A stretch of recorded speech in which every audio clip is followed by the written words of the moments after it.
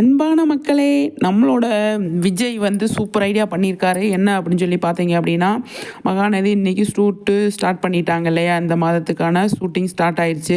அதில் வந்து full and full office stock தான் போயிட்டுருக்கு. என்ன அப்படின்னு சொல்லி பார்த்தீங்க அப்படின்னா, வீடை காலி பண்ணி போயிடுறாங்க இல்லையா காவேரி. அப்போ வந்து காவேரி விஜய் பேச விட மாட்டேங்கிறாங்க இந்த சாரதா. அப்போ காவேரி கிட்ட நம்ம எப்படி பேசுறது? காவேரியை வந்து நம்ம சந்திக்கணும். அப்போ என்ன பண்ணலாம் அப்படின்னு சொல்லிட்டு விஜய் வந்து ஒரு ஐடியா பண்ணுறாரு.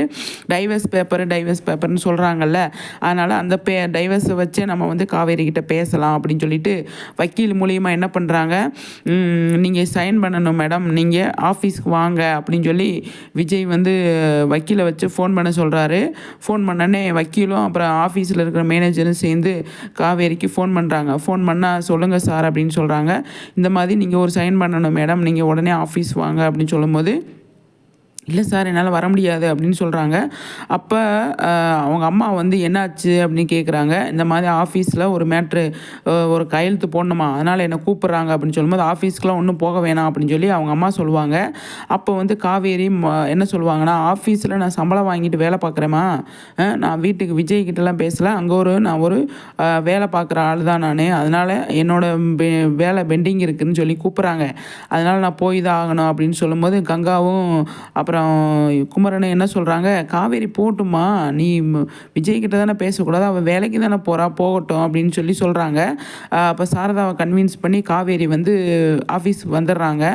ஆஃபீஸ் வந்தோடனே விஜய் வந்து அந்த இடத்துல வந்து இருக்க மாட்டார், வெளியில் போயிடுவாங்க. சரி கையெழுத்து போட்டுட்டு என்னாச்சு ஏதாச்சு அப்படின்னு சொல்லிட்டு நம்ம வந்து போயிடலாம் அப்படின்ட்டு வராங்க.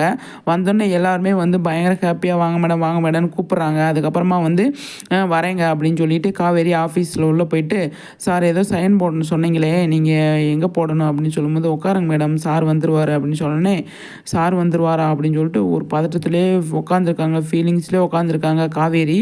அதுக்கப்புறமா வந்து செம்மையாக வந்து விஜய் வந்து ஒரு பெரிய பிளான் பண்ணுறாரு. நம்ம வந்து காவேரியை வந்து சர்ப்ரைஸ்ன்னு சொல்லிட்டு நம்ம சொதப்பி வச்சிட்டோம், இது வந்து அந்த மாதிரி பண்ணக்கூடாது, ஆஃபீஸ் வந்தோடனே நம்ம வந்து அவளை எம்டி ஆக்கிடணும் அப்படின்னு சொல்லி வந்து பயங்கரமாக வந்து பிளான் போட்டு வச்சுருக்காரு மறுபடியும். அப்போ வந்து காவேரி வந்து இருக்க பொறுக்கல, ஏன்னா அவங்க அம்மா வந்து சொல்லி விட்டுருக்காங்க, கண்டிப்பாக நீ வந்து போனோடனே வந்துடணும் அப்படின்னு சொல்லிட்டு. அப்போ சரின்னு சொல்லிட்டு வந்திருக்காங்க இல்லையா. அப்போ இருங்க மேடம், சார் வந்துடுவார் அப்படின்னு சொல்லிட்டு அங்கே இருக்கிற மேனேஜரு, அதுக்கப்புறமா அந்த வக்கீல் எல்லாமே வந்து பேசிகிட்டு இருக்காங்க. அப்போ வந்து அங்கே இருக்கிற வேலை பார்க்குறவங்க எல்லாருமே வந்துட்டு கங்கராஜ் மேடம் அப்படின்னு சொல்லிட்டு காவேரிக்கு எல்லாருமே வந்து விஷ் பண்ணுவாங்க. விஷ் பண்ணோன்னே வந்துட்டு காவேரி என்னாச்சு அப்படின்னு சொல்லும்போது, சார் வந்து இது ரொம்ப நாளாக அவங்களுக்கு வந்து பிளான் பண்ணி வச்சுருக்காரு, அவர் வந்து யாருக்குமே தெரியாமல் உங்களுக்கு கண்டிப்பாக தெரியக்கூடாதுன்னு சொல்லி ரொம்ப நாளாக சொல்லியிருந்தார் மேடம், அதனால தான் வந்து நாங்கள் வந்து யாருமே உங்ககிட்ட சொல்லலை, ஆஃபீஸ் கூட உங்களை வர வேணான்னு சொல்லியிருந்தார் இல்லையா லாஸ்ட் டைமில், அப்போ இந்த மாதிரி அரேஞ்ச்மெண்ட்ஸ்லாம் போயிட்டு இருந்தது, அதனால தான் உங்ககிட்ட சொல்ல முடியல, தப்பாக நினச்சிக்காதீங்க அப்படின்னு சொல்லுவாங்க. என்ன அரேஞ்ச்மெண்ட்ஸ், என்ன சொல்கிறீங்க, ஒன்றும் புரியலையே அப்படின்னு சொல்லி காவேரி கேட்பாங்க. ஒரு 2 நிமிஷம் வெயிட் பண்ணுங்கள் மேடம், சார் வந்தோடனே உங்களுக்கு எல்லாமே தெரியும் அப்படின்னு சொல்லிட்டு அவங்களும் குழப்பிட்டு சர்ப்ரைஸ் பண்ணிகிட்டு இருப்பாங்க காவேரியை. அப்போ வந்து காவேரி அம்மா வந்து என்ன சொல்லுவாங்களோ, என்ன ஏது சொல்லுவாங்களோ அப்படின்னு சொல்லிட்டு பயங்கரமாக அழுதுகிட்டு, இவங்க ஆஃபீஸ்லேயே சொல்ல முடியாது இல்லையா, எனக்கு அவருக்கு பிரச்சனை ஆயிடுச்சு, என் வீட்டில் கூப்பிட்டு போயிட்டாங்க அப்படின்னு சொல்லிட்டு சொல்ல முடியாது இல்லையா. அதனால் வந்து அவங்க என்ன பண்ணுறாங்க, ஃபீலிங்லேயே அதாவது சேரில் முன்னாடி உட்காந்துருக்காங்க, எந்திரிச்சு போகலாமா இல்லை உட்காரலாமா அப்படின்ட்டு. ஆனால் அவங்கக்கிட்ட வந்து வக்கீலும் மேனேஜரும் பேசிக்கிட்டே இருக்காங்க. அதனால் வந்து விஜய் நம்ம ரெடி பண்ணி வச்சதை கண்டிப்பாக வந்து காவேரிக்கு அதை டெலிவரி பண்ணிடணும் அப்படின்னு அவரோட மைண்ட் செட்டு.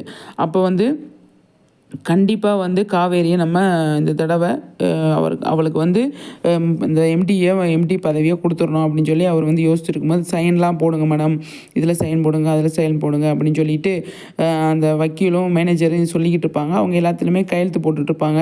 ஒரு டைவர்ஸ் பேப்பருக்கு இவ்வளோ கையெழுத்தா அப்படின்னு அவங்க யோசிப்பாங்க. யோசிச்சுட்டு அவங்க என்ன பண்ணுவாங்க, இன்னும் எதில் கையெழுத்து போடணுன்னா வாங்கிடுங்க சார், நான் வந்து இன்னும் சும்மா சைன் பண்ணுறதுக்கு வர முடியாது, நான் வேலையை ரிசைன் பண்ணலான்னு இருக்கேன் அப்படின்னு சொல்லி அவங்க வந்து சொல்லுவாங்க. ஆமாம் மேடம், நீங்கள் இந்த வேலையை ரிசைன் பண்ணி தான் ஆகணும், வேறு வழி இல்லை அப்படின்னு சொல்லிட்டு அங்கே இருக்கிறவங்களும் சொல்லுவாங்க. அந்த வக்கீலும் அந்த மேனேஜரும் சொல்லுவாங்க. அப்போ இவங்கக்கிட்டேயும் எல்லாத்துக்கிட்டையும் சொல்லிட்டார் போல், நம்மக்கிட்ட தான் எதுவுமே சொல்லலை, நம்ம தான் அவரை வந்து நம்பிட்டு இருந்திருக்கோம் அப்படின்னு சொல்லிட்டு பயங்கரமாக வந்து காவேரி ஃபீல் பண்ணிகிட்ருப்பாங்க. அப்போ வந்து சார் வந்துட்டாங்களா அப்படின்னு சொல்லிட்டு சாருக்கு ஃபோன் பண்ணுவார் மேனேஜரு.